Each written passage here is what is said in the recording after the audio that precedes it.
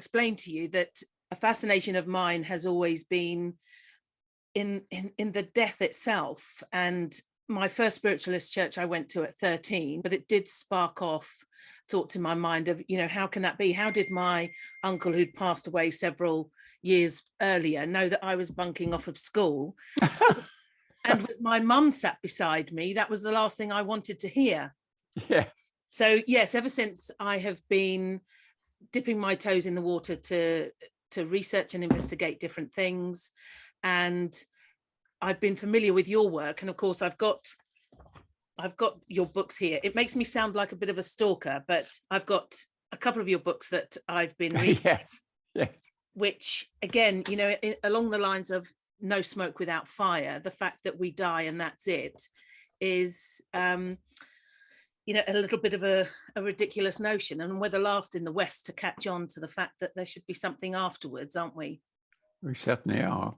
But the first thing I want to mention is to congratulate you on the honourable mention you've just had in the Bigelow Institute's competition. So I don't know if you want to, if you would like to let people know a little bit more about that, because it leads in quite nicely to what we're going to talk about, doesn't it? Yeah, it does, absolutely.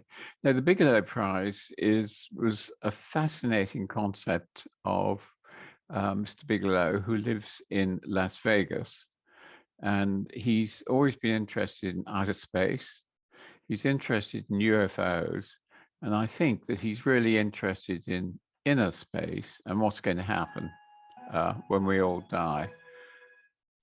I'll probably better silence the clock, I think. Although it's good for keeping me up to time. It's a bit fast at the moment. And so he put aside about $18,000, $180,000, and asked everybody to write a 27,000 up to 27,000 word essay on, is there a continuation of life once the body has died? Continuation of consciousness it was, actually. And he got over 1,000 requests to write the essay. And he did something, I think, which was very sensible. He said, okay, no religion. So it's got to be science-based. Mm-hmm. And he then said that I want people who are working in the field. So he didn't want people to write sort of zany essays. Of course, I know, because my grandmother told me. He wanted good, hard science facts. And that cut it down to about 220. Okay. And everybody in the field that I knew was competing for the Bigelow Prize. So the first was $500,000, $500,000, then $250,000 for a second, and $100,000 for a third. Then there were a number of prizes. I think there were 9 for which came after the third for $50,000, and then there was a lot of really very good ones, and they didn't want to not recognize that they were extremely good, and in normal circumstances would certainly have won something. So they produced an honorable mention for those.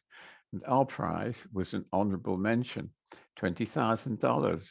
Who's going to turn their nose up at that? So thank you, Mr. Bigelow. Yes, fantastic. And what a great pat on the back for your team, who have obviously worked so hard on the essay.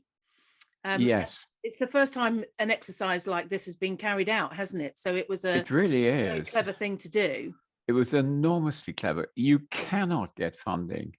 If I say I want to look into a seance and look at the science behind the seance, and if you like, either the manifestations or tables which leap in the air, all that sort of thing, everybody will say, no, don't be silly, it doesn't happen. It's just an overwrought imagination. Mm-hmm. But you say there's tons of data that show it does happen.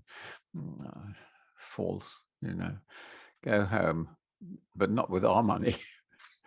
And so now it's all changed, because there is this huge bank of essays mm-hmm. pointing out that there is a continuation of consciousness after we die. And that's really very important.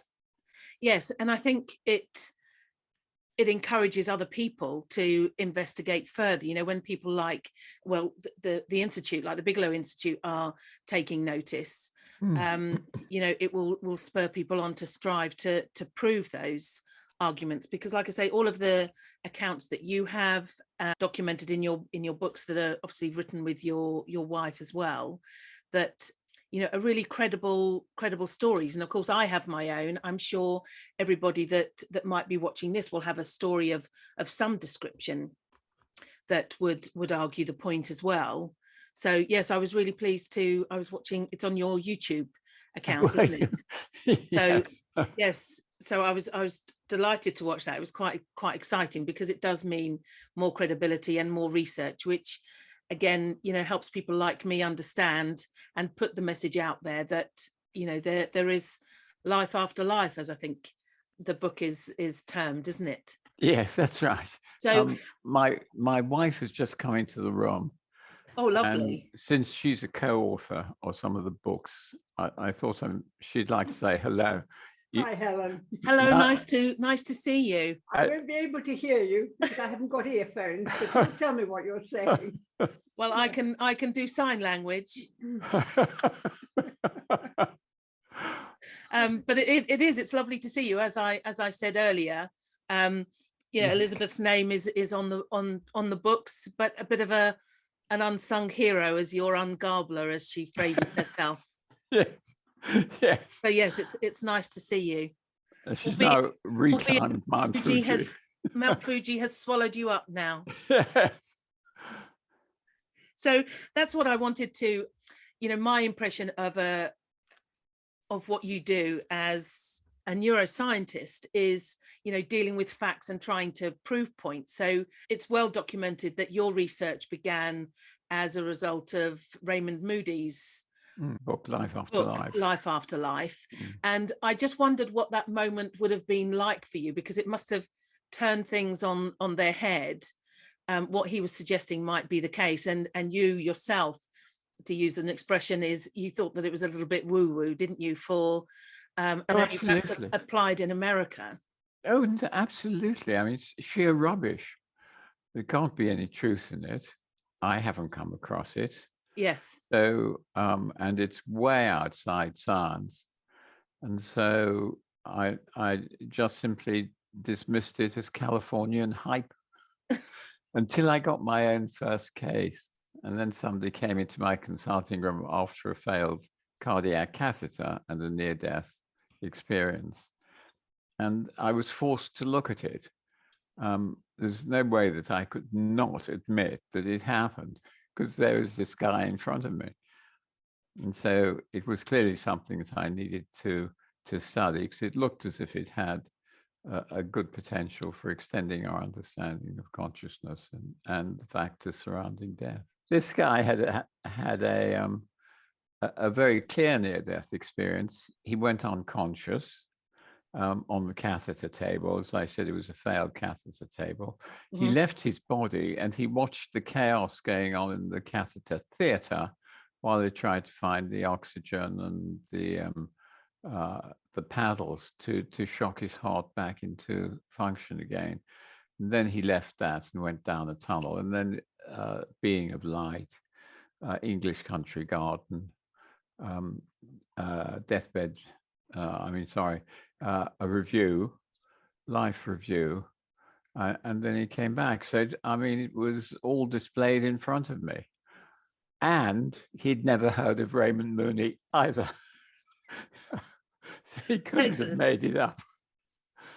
So I think one of the things that, because I was aware of your work through actually this book, and I read it some time ago, and just out of a casual interest, but in the subject, but I've reread it over these last 4 weeks, and it's actually got a different meaning to me now. I've actually been really excited reading it, because it's not only, it's almost a history lesson. It's a lovely wander through history and how different cultures and religions have treated death in the past, and well documented that even near-death experiences down to prehistoric times have been documented as well. So but the reason this came close to me this time is that my father passed away a year ago. And because of COVID, he'd had a heart attack and he passed away 4 days later. But because of COVID, during that period of time, I was unable to visit him. The laws just wouldn't allow it. So of course there was a certain amount of grieving on my point of view, that I couldn't be with him to hold his hand, to talk him through the process, and to, you know, help him have what you've coined as a good death. I mean, it was pretty much inevitable that he was going to pass away. So I felt a little bit cheated. So along with this book and a talk of yours that I attended at the Arthur Conan Doyle Centre, I had this euphoric feeling that I wanted to educate everybody else, because I know that even though I wasn't there, we'll obviously go into a little bit more detail, but even though I wasn't there by my dad's bedside, I have this belief that somebody was. And of course he had hospital staff and the care that he needed, but the fact that he would have entered into this process, albeit in a shorter space of time than perhaps your research might have shown, it gave me such upliftment and encouragement that he wouldn't have been on his own, and it would have been hopefully as peaceful a passing as it could have been with or without me there. So that's one of the things I want to talk about. And also you kindly shared, this is another document that you have, another booklet that you've written with Sue Brain. Oh yeah. This is another thing that I wanted to take it around to the hospices and things like that, and share, sort of preach the word that, you know, it's there is nothing to fear. But what was it that encouraged you to write this booklet in the first place? Yeah, that's interesting. When we did in 2002, we thought it'd be nice to do a survey of how people died, because there was nothing in the literature. I mean, if you wanted to be a global success and to read everything and be right up at the front of the field, you only had to read 3 papers and you're there. Right.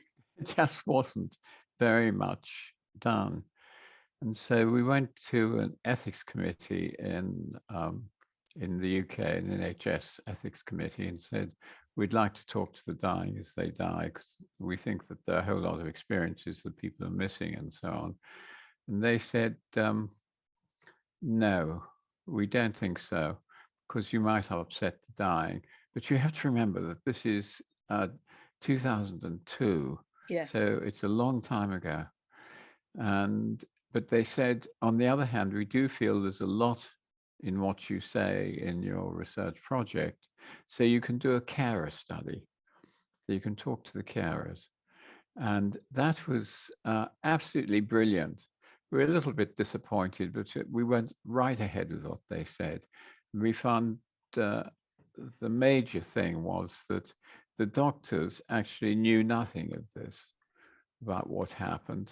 They're enormously good at pain control, looking after the medical side. Mm-hmm. But as for the experience of the dying, they're never in the room long enough to see it. And if they hear it, they don't have a framework that they can look at it through. So if you speak to the nurses, it was quite different. They had seen deathbed visitors. They'd seen lights in the room. They'd seen or heard of clocks stopping. Mm-hmm. They had seen shapes coming out of the body and all sorts of things like that the doctors had never seen. And I remember in it was a very nice hospice, because the staff were very, very acute. I went back and fed back what we found in the hospice to a meeting of nurses and doctors.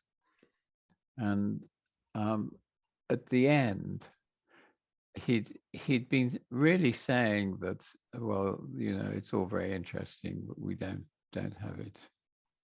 But then, of course, the nurses were saying, but we do, so there's conflict. there he couldn't really restrain himself.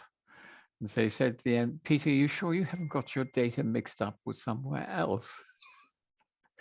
So fascinating, because he just couldn't bring himself to believe that all the phenomena which his nurses had talked about, in fact, had occurred. So there was this huge gap. It's much less now because people are talking about the death process much more openly and easily. But then, no. No, we seem to have sanitized death, don't we? And, in terms of, I was talking to a friend of mine yesterday, and, in Ireland, she was explaining how they used to, in terms of a wake, and it used to last for 3 days before they would bury, so it's, going back to the death process being more open in terms of the conversation and the language used around people that are dying or indeed have passed. Like I say, I think it's just been sanitized to the extent that it's not spoken about, and even for the patient who may be dying, not knowing what to expect or not being educated about it because nobody wants to broach the subject. It's not something you would normally associate with dying, is it? But I just wondered if you could clarify what your research shows in terms of, dying a good death. I think it's terribly important, this, I really do. And it can only occur either if you're a rather exceptional person or if you've had some training in what is actually going to happen. So the first thing we need to do is to make sure that people understand that they're going to die and what's going to be involved in it. Now, I would like it taught in schools. I think we ought to carry it right through our whole culture. And if you mention that, until people have thought about it, they say, well, you'll frighten the children, but you won't, because you've seen Gran, she's just died. Mm-hmm. And they come outside and a fox has bitten the head off their hamster and the hamster has just died. So death is all around them. So there's no point in putting it into a special category because it's not. It's part of the process of life. Mm-hmm. And one of the first things which I think is important is that you understand that, or you ought to learn that there are various phases that the dead person has to go through on their way out, if you like. The first one of which is they may get a premonition. Premonitions are really very interesting and they vary enormously. I don't know, do you remember, Helen, the Aberfan disaster? Yes. And there was a lot of talk at that time about people who were interested in the subject. It was where a coal tip fell on and killed about, I don't know, 80 children or something in the primary school, which it fell onto.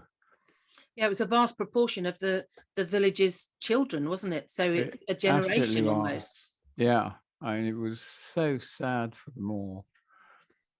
But one of the mothers there, her daughter, about 3 days before the Aberfan disaster, had said to her mother, "Don't worry, Mum, I won't be here soon, but I'll be okay because I'll be with my friends." And she gave the Christian names of some other pupils who she was friendly with. And her mother thought that's strange. But on the morning of the disaster, when this child was going to school, she said she had a dream last night and something black covered the school and I don't want to go in. And her mother said, "Oh, don't be silly, you must go in. It's only a dream," but it wasn't. And of course, that was the day the tip came down. Mm-hmm. So that is a sort of fairly standard one. You get, there's another one we had, again, it's got quite a short time to it. Somebody in bed, a mum in bed, And she has this terrible dream that her daughter has died. She wakes up absolutely terrified that her daughter has died. And she finds that her daughter is in bed beside her. And so she gives the daughter a cuddle and says, well, it was only a dream. And 2 days later, the daughter is killed in a hit and run accident. And the mother says, I felt the same feelings that I had, in fact, experienced 2 nights before. So those are sort of premonitions. And I think we ought to take premonitions seriously, although we tend not to, because death can be symbolic for a number of things. It depends really how you're seeing dreams, if it comes in a dream. But it doesn't always come in a dream. So that's the first thing. And you'll then find, if you have a premonition that you're going to die, and you've got to get things sorted out. You've got to get your life sorted out. You should have been doing this all along, but you don't. Leave things to the last minute. So this is the sort of cleansing element and getting your house in order. That's absolutely right. Well, there's the financial side too. And then as one enters into the death process, you ought to know about what the stages are. And the first stage is giving up. So you've got to give up everything. What do you mean, give up everything? And all of your attachments to things. All of your attachments. Yes. There's one lady, I think I put this in my lecture, when I sat on her bed and asked her how she said she was terribly sad because who was going to look after her little car when she left? And that means she was still highly attached to the car. Yes. But I think the car was her daughter, in fact. So I think she was talking about family and it just came out as car. But that's very important. It's a massive cleaning phase. You've got to know about it and you've got to do it. Because otherwise I think it would give you, if you have accepted death and then, this is just from my thoughts, is lying there and worrying about the things you haven't done. It's just unnecessary stress and suffering that you're putting yourself through. I mean, these things don't matter once you get to that point, do they? No, they don't. Not at all. The only thing they matter is that you still feel they matter. Yes. That's the real problem. And so people who can't clean or won't clean, I'm not going to die, this really isn't my death, doctors got it all wrong, those sorts of attitudes, and I don't want to leave all my friends behind and so on. Those are people who are going to have something which is called terminal anxiety. And terminal anxiety is because you get very, very, very anxious. Well, of course you will, because there's so many things that you want to do and can't because of the dying process. And so you get more and more anxious. And then usually what happens is that you get quietened down with the sedative. And I think it's much, much better not to find yourself in that position that you have to have sedatives then. I mean, obviously, if you're in pain, you have morphine, but a drug like midazolam, which takes your consciousness away, means that you can't actually go through the dying process as it is normally. And I think it would also negate the family, your palliative carers around you. It also negates them being able to interact. If you've got somebody that has lost consciousness, it's lost moments of time, isn't it? It absolutely is, and very important time too. Because one of the things that does happen is reconciliations at that time. Yes. We got a lovely story of this. He was a boy aged 16, couldn't bear his father, left home and went down to London and made his own life independent of the family. And he says on this particular day, he was going into work and he had this very strong impulse that he had to turn left and go to the station rather than to turn right and go into work. Mhm. And he knew that in the station he was to catch a train home. So he did just that. And when he got home, he found that his father was dying.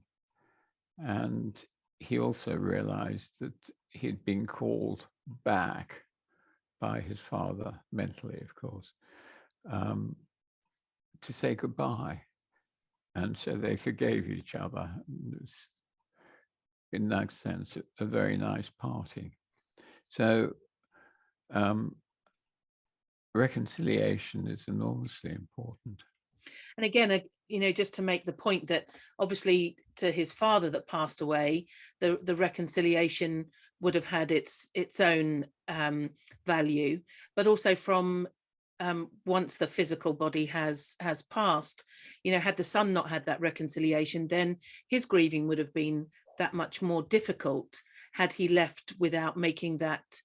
It's often referred to as making the peace, isn't it? Yes. But yes. and his journey from there and his life from that point would have been that much more difficult. So the good dying process is not just for the benefit of the person with the diagnosis or who's going to pass, but also for those around the bedside, isn't it? Oh, absolutely. It changes the whole dynamic of the family, or can do. So and it's something which shouldn't be missed. That'll be in the 2 weeks or so before you die. And that's the time when you get your deathbed visitors. And who's a deathbed visitor? Well, strangely enough, a lot depends where you are. Let's take this country. When I say this country, it's where we did our survey in the UK, south of England, and we also did it in Holland, because we thought that there might be a cultural component, but two cultures are too similar. There isn't, in fact. Right. But some people, first of all, know that there are people standing outside the hospice waiting to see them. Sometimes these are described as spiritual beings.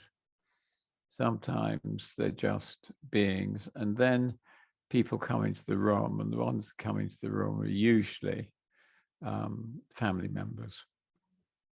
So you'll see your mum or your dad, and they will stand in front of you and they will talk to you. And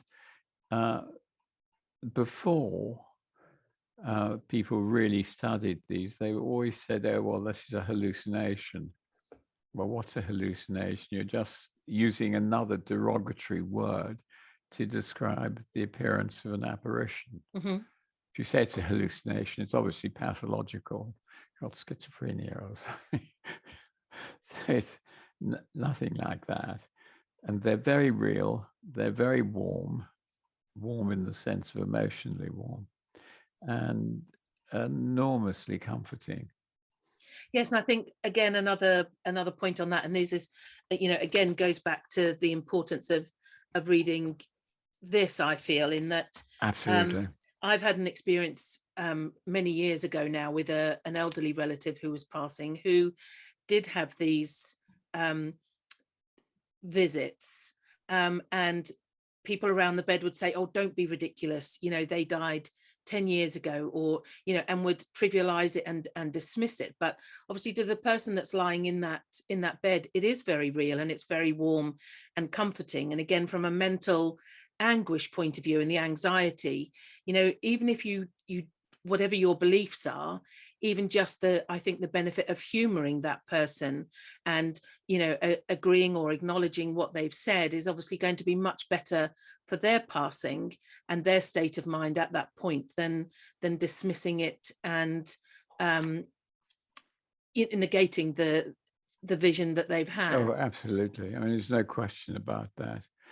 Because if you are talking to your dead mother and she's there in front of you, and somebody says, "Oh, don't worry, it's only the morphine talking," you know it's wrong.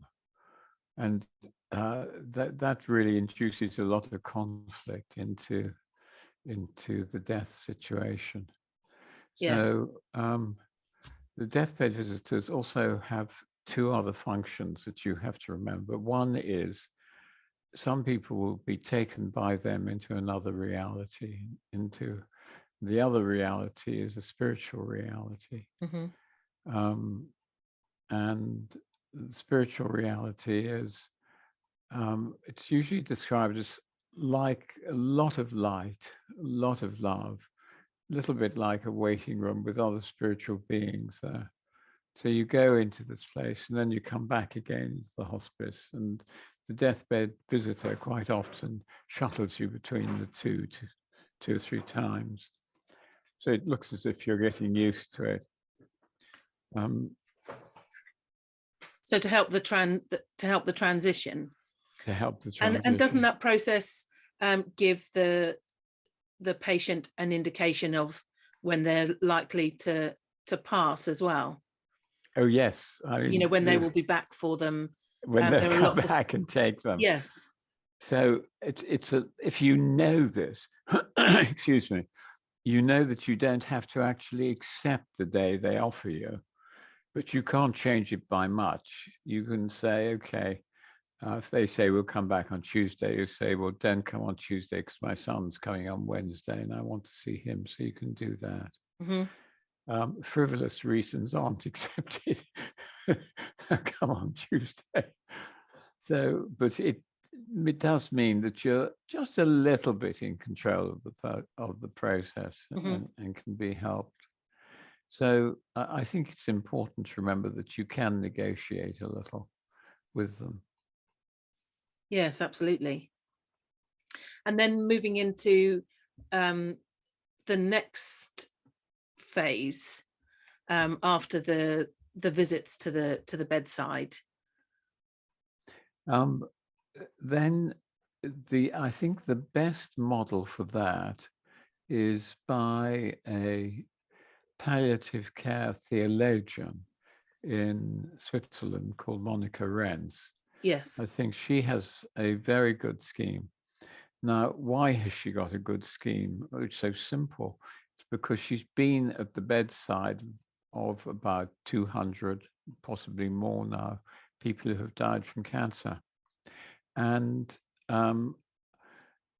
so that is unusual enough, but she also studied them 4 times a day. Do you remember we weren't allowed to talk to the dying, but she can. It's okay to do it now. And so 4 times a day, she goes to them and she has a questionnaire which they answer. And it's really very comprehensive. And it's got 4 dimensions to it. It's got fear, it's got spirituality, and there are 2 other ones, anxiety, and there's one other dimension of the person. Mm-hmm. And so she then has defined pre-transition, transition, and post-transition as 3 phases that happen. Sorry, that was my wife on the phone. I should imagine your phone's ringing hot all the time. Yeah, it does a bit. So what's pre-transition? It's cleaning. Stop saying cleaning. No, I won't. Clean. I mean, it really is important. So you give up everything. And if you make that, then everything changes. You can wait to accept what is happening. So yes, cleaning. Cleaning is the first stage. And if you do that, then you can start, and it's worthwhile using the term sinking in, because you can then start sinking into the dying process. Right. You can, you have got rid of your cleaning. You don't have any attachments. I mean, you're still, you're not attached to your daughter, but you're happy to say goodbye to her. Mm-hmm. But you don't want the relationship to carry on, it's time for it to end. So you say goodbye to them all. And then you just lie back and sink in. And you then go into a period of transition, which is a much more passive period. But in fact, in the cleaning period, you are giving up your ego functions. Do you see? Yes. I want this, I want that, I'm going to do this, this will happen, I'll make this happen, that sort of thing. That's all gone. Excuse me. And so as you come into transition, the ego functions are beginning to crumble.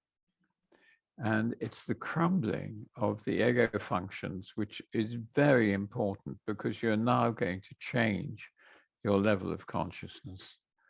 And what's going to happen is that because the ego functions are crumbling, you are not the important individual that you were with this history, etc., etc. Mm-hmm. You are just part of what is. And so you come to join the experience around you, consciousness around you. And it's really, you move from duality, me and the out there, to just one thing. The out there and me is fused into one thing. And that is an amazing state. People usually, when they get this far, can't speak at all. But if you talk to Monica Renz about it, she will tell you that if she says to them, "How are you?" they all go, "Ah." In other words, it's really very nice. And that's the stage that you then sink in further. And then the death of the body occurs. One of the things on that particular note, because I've had people telling me different stories from a medical point of view. This is the stage I guess that the body now knows that it's preparing to die, and Absolutely. the need for water, for food, just falls away. There is no need. The body is surviving on what it has, and as the organs are shutting down. Because I know, again, in terms of, again, this good death, people get agitated and upset because their relative isn't being given any water, any food, and they get themselves worked up into a state about that, and that they're starving their loved one to death. And that's not absolutely the case. And of course, like I say, from a medical point of view, that's another point I'd like to raise within the series of broadcasts that I'm going to do, because even that anxiety, albeit not by the patient themselves, it does create an atmosphere of anxiety, doesn't it, and fear. Oh, absolutely. So again, by educating people as to just that process, will make things easier for those that are passing, because there's simply no need. And in actual fact, evidence that I've looked at shows that by pacifying those that are calling for food and water, they're actually putting the body under that much more pressure, with fluids that it can't get rid of, because that process of shutting down has already begun.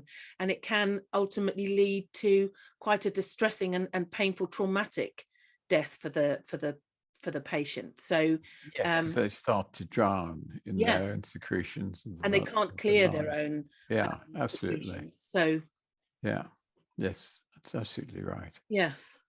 And then yes, you said sinking in further, and that's usually when communication stops.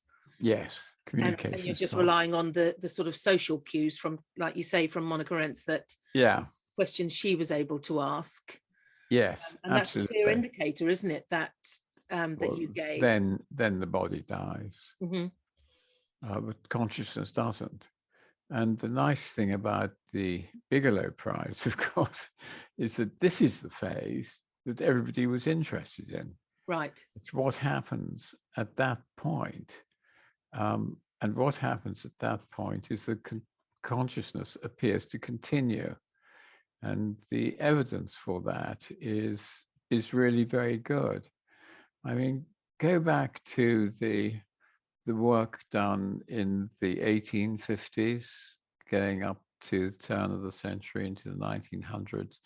Well, table turning was a great thing to do. You know, you'd have your seance and the table would leap about the room and everybody said fraud, fraud, fraud. Yes. But in fact, it never was fraud.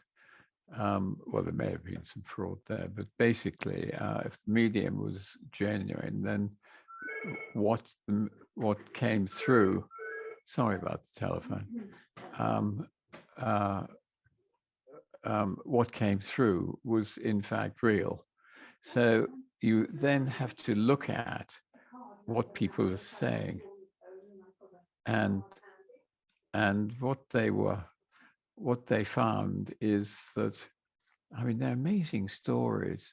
Swedenborg has a terrific story. And what he said was that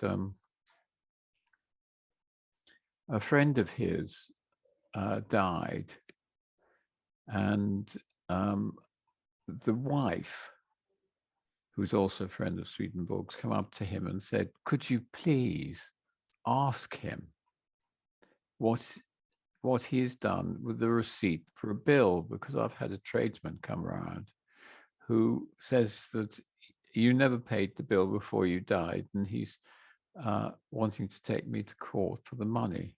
Mm-hmm. And so Swedenborg, who had medium capacity, actually, he's an amazing guy. So he, in fact, called up the spirit of the man and said to him, your wife says you didn't pay the bill. It must have been a lovely conversation they had. He said, oh, yes, I did. And I've hidden the receipt because I thought that this guy is not to be trusted. And so he told Swedenborg that he has a desk.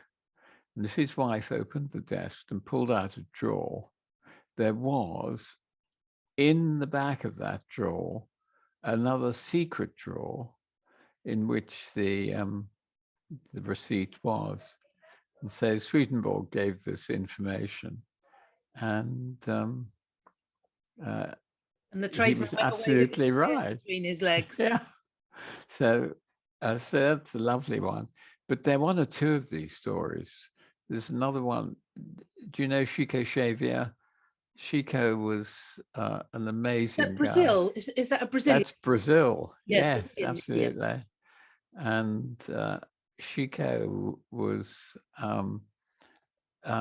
very uneducated. He left education at about 14 because he had other things to do, and he started channeling books. Okay. By the time he died, he'd written over 500 channeled books. And this guy hadn't had any education at all and shouldn't have known how to write a book. But at any rate, he did. And of course, he got a reputation of being a very great medium. And there was one point at which one of the people in the locality, their daughter was murdered. Okay. And the police didn't know who'd done it, and they couldn't find the body. So the mother went and asked Chico if he would talk to the daughter and find out what happened, which Chico did. And he said, their daughter's body is in such and such a place. And this was the guy who killed her. And you'd think, well, okay, let's say it was a lucky find if she was there. Anyway, she was there. And the guy who killed her was very surprised at being caught. And the judge accepted Chico's evidence that he, in fact, was the murderer. Wow. And so he was, in fact, found guilty and sent to jail. So, I mean, they're really interesting stories like that. So that's sort of one line of evidence. It's fantastic, isn't it? And you don't, whenever you hear about stories of mediums helping the police with inquiries, or they have unbidden, involuntary messages that are given to them that they pass on to the police, I just, they're always dismissed, aren't they, or ridiculed? Yes. Yeah, absolutely. Which is such a shame, because it'd be fascinating to know just how many cases have been solved from people who have already passed. Yes. Communicating with mediums and the like, and that always amazes me. The other thing that I wanted to discuss, and I know time's ticking on, but one of the things that you have spoken about, and for people that don't know, you obviously contributed to Surviving Death, the Netflix docuseries. Yeah.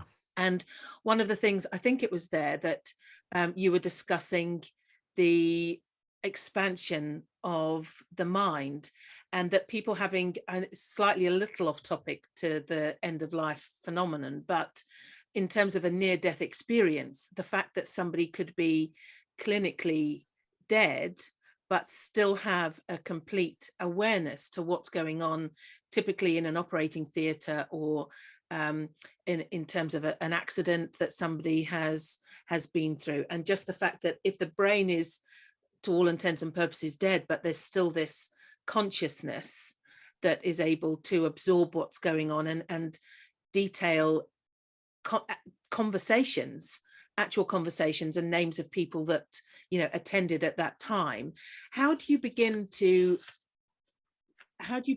assess and investigate how the mind, that expansion of consciousness, how the mind could be independent of the brain? Because I think that turns things on its head, doesn't it? Because I've always associated them as one and the same thing. Yes, mind and brain are the same, in exactly the same way that a television set has all the studios inside it in a little box. Yes. It is ridiculous. The idea that everything is there in the television set, and we know perfectly well it isn't. It's all transmitted from studios very remote. Yes. And that the brain, in fact, is a transformer. And this is William James's theory about consciousness in the brain, that the brain is not the originator of consciousness. It doesn't secrete consciousness like the liver does. What it does, in fact, is it changes the filter so that the huge expanse of experiences which are out there, some of these can then come through in a way which is different from those producing our ordinary reality. Mm-hmm. So it's a change in the filtering system. So once you've seen that, then everything becomes, much more understandable. For example, what you were talking about was people who go up to the ceiling in a near-death experience and then watch the whole resuscitation process, which they couldn't have known about otherwise. So that's one thing. The next thing is that they can actually leave the body and go into different rooms and see what's going on and hear conversations. So you have to think of mind, in fact, in a much more flexible way. Mm-hmm. And the idea of connection is absolutely crucial to it.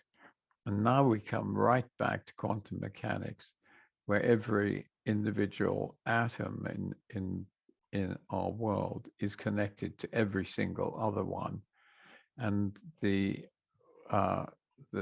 a chance that something will occur is a probability.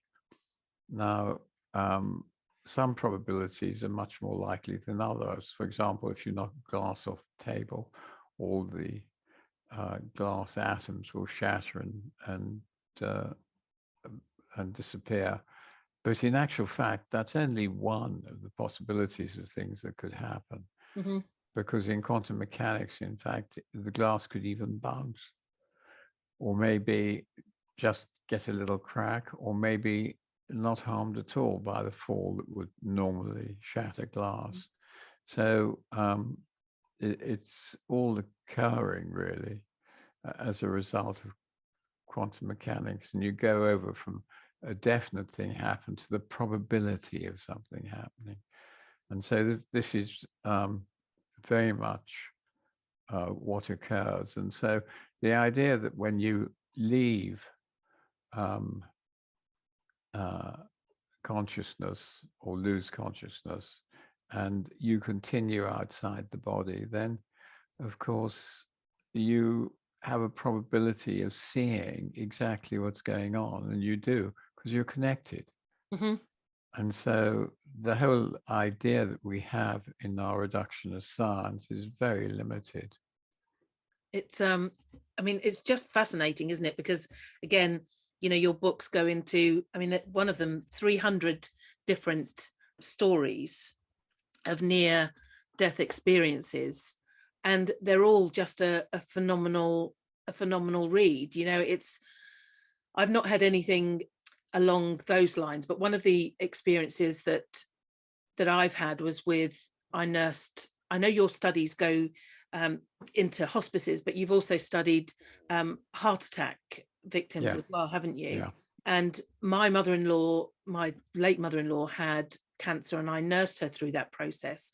And one of the things, it comes down to reading some books that Doris Stokes had written, and they were just of interest to me.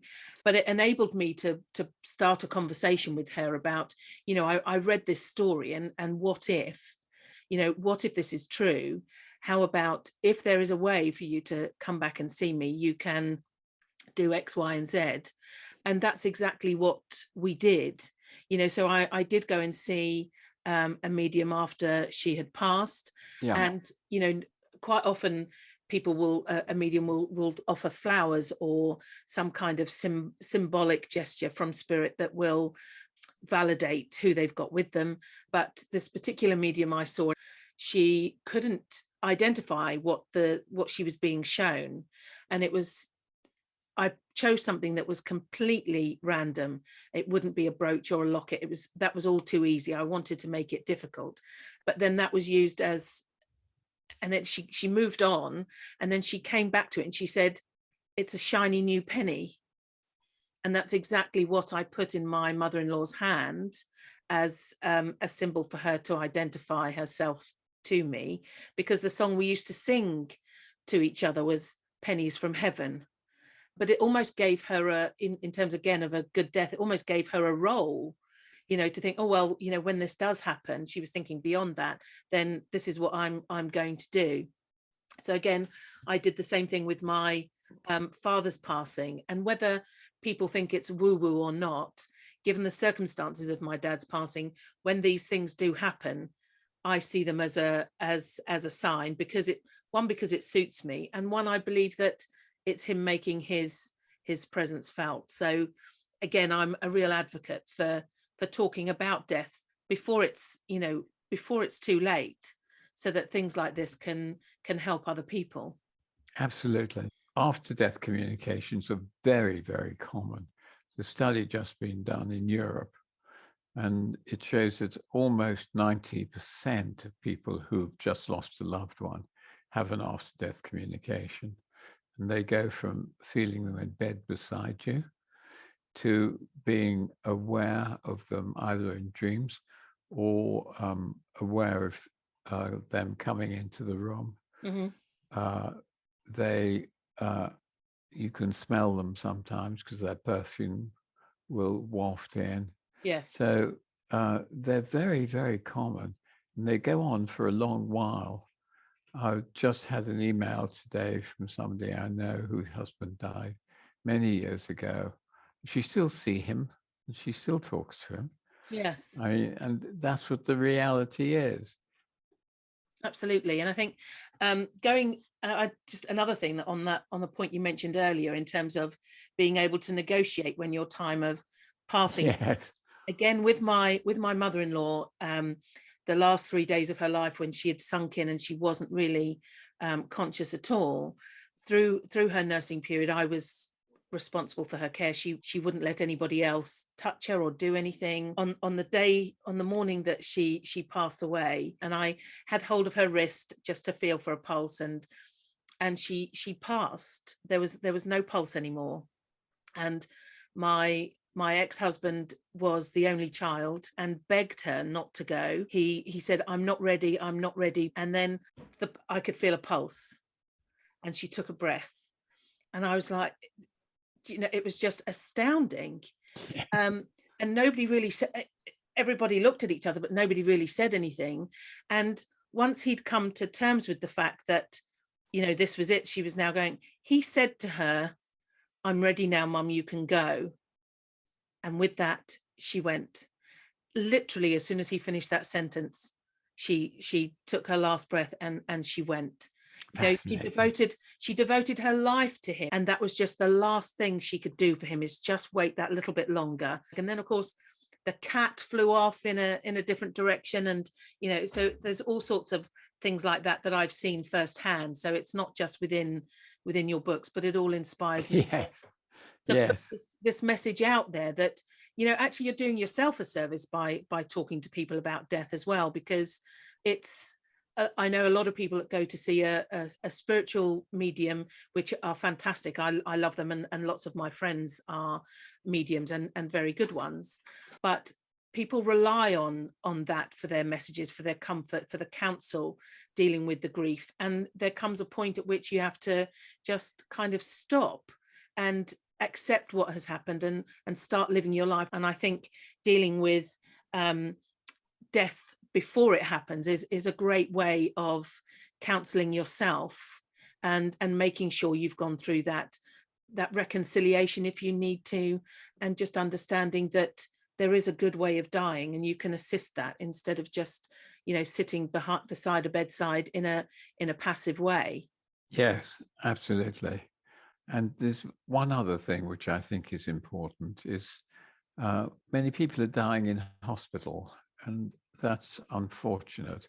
In hospices, when you die, they can leave the body there for a number of hours without any real problems. But in hospitals, of course, they want the bed and so it's shipped into the mortuary almost immediately.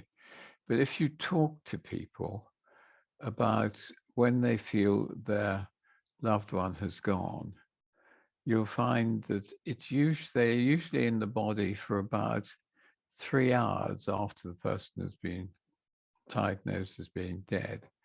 And then they go, and then the change in the room is very marked. Mm-hmm. People can say, my mum was there lying in bed. Now she's gone, and it's just an empty casket. Sometimes there is a bird which comes by. Sometimes there is a draft of cold air and the curtains move. And at other times, people see shapes leaving the body. So it's. I think one has to think of death actually extending a bit beyond what we normally think of. Yes, and keeping that peace as well, isn't it? That, yes, absolutely. For the period after, it's quite a sensitive time. But I'm conscious we've gone a little bit over the time, and I've got cards and cards and cards here of pointers, and I could genuinely talk to you forever. But I'm so grateful for the opportunity to talk with you, and of course to meet Elizabeth, who's probably still trekking on Mount Fuji right now. And yes, I'm such a big fan of yours, looking at your research, and it sounds a little bit sycophantic, but you are my dad's passing, and watching that talk at the Arthur Conan Doyle Centre that you gave has been the inspiration to me moving along on this path. So there's going to, obviously, spirituality and mediums are going to feature, but also I'm going to be chatting to hospice nurses and getting their accounts and moving forward from there. So just thank you for being my inspiration, and everything that we've spoken about in terms of the nearing the end of life. I'll put some links in when this goes to air, so that people can obviously get a copy of that themselves, because I just thoroughly recommend that to anybody to read, even if you're not in that situation now. It's information that's actually, of course, facepalm moments that you'll retain if and when, because that's the only guarantee we've got, isn't it? We're born and then we all go out. We're all well. Yes. Yes. Yes. So, Helen, it's been lovely talking to you, and really a very great pleasure. And I do hope that you can get the message out successfully, as I'm sure you will be able to. Yes, I really hope so. I'm certainly so enthusiastic about doing it. So, thank you again for talking to me today, and just being a general inspiration to people like me who aren't yes people and want answers. And the likes of you and your research team are going out there to get them for us. So what's next for you? Are you doing any other competitions we should look out for? Not a competition, but we've got another research problem. And that's one related to the moment of death. When is the actual moment of death? And the way that we can make this successful is by looking at random numbers which seem to respond to changes in consciousness.